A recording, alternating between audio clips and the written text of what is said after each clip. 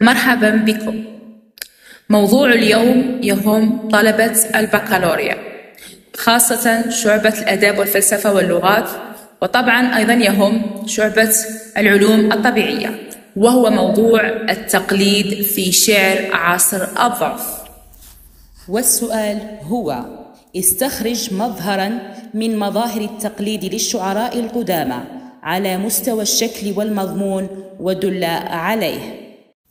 سؤال يتكرر كثيرا في أسئلة البكالوريا، خاصة إذا كان الموضوع حول عصر الضعف عموما وشعر المنفى عند الأدبيين واللغات خصوصا. في هذا الفيديو القصير سنفهم معنى التقليد والتقليد من حيث الشكل والمضمون وأهم رواده.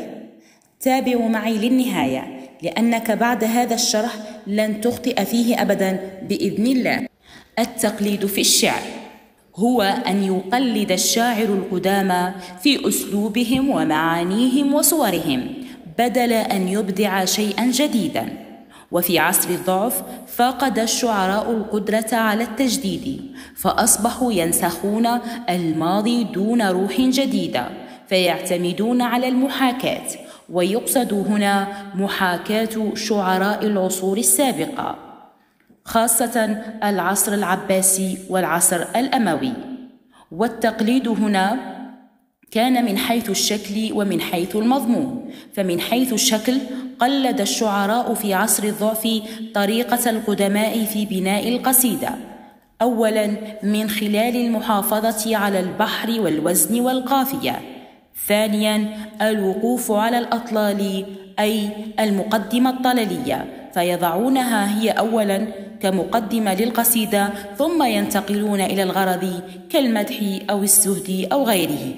ثالثا الاعتماد على وحدة البيت، حيث يمكن أن نقدم أو نؤخر في الأبيات، ويمكن أن يأتي السؤال في شهادة البكالوريا أو في الامتحانات العادية: هل يمكن التقديم أو التأخير في الأبيات؟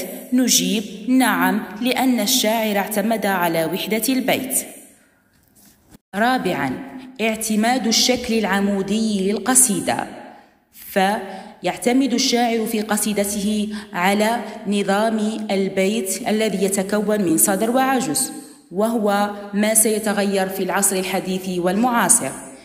خامسا اعتماد الزخرفة اللفظية أو الصنعة اللفظية أو التكلف، حيث يعمد الشاعر إلى وضع المحسنات البديعية في قصيدته وضعا، فهو يتكلف في صنعها في قصيدته. أما من ناحية المضمون فنتحدث أولا عن التقليد في الموضوعات ومحاكاة القدامى، فقد كانوا الشعراء يكررون الموضوعات القديمة. ثانيا تعدد الأغراض، فنجد مثلا غرض المدح وغرض الزهد في قصيدة واحدة. ثالثا اعتماد الاقتباس والتضمين، والاقتباس هو أن يأتي الشاعر من القرآن الكريم أو من الحديث النبوي، بالإضافة إلى اعتماد التضمين، وهو أن يأتي الشاعر من شعر سابقيه ويضمنه في شعره. رابعا اعتماد المعجم القاموسي القديم، فالشاعر في عصر الضعف يعتمد على معجم قديم، فمثلا يستخدم مصطلحات قديمة، مثلا مصطلح القوم بدلا من مصطلح الناس. وفي الأخير نتحدث عن رواد شعر التقليد في عصر الضعف، وهم البصيري وابن نباتة وابن الوردي وصفي الدين الحلي وابن عربي. أما في شعر المنفى بالنسبة للأدبيين واللغات فنجد سامي البارودي وأحمد شوقي.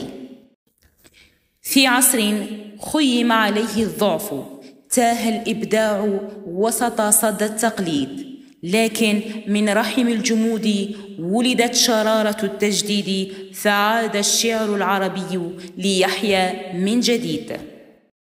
أرجو أن تكونوا قد استفدتم من هذا الشرح البسيط، ولا تنسوا تفعيل الجرس والمشاركة في القناة التعليمية. مع السلامة.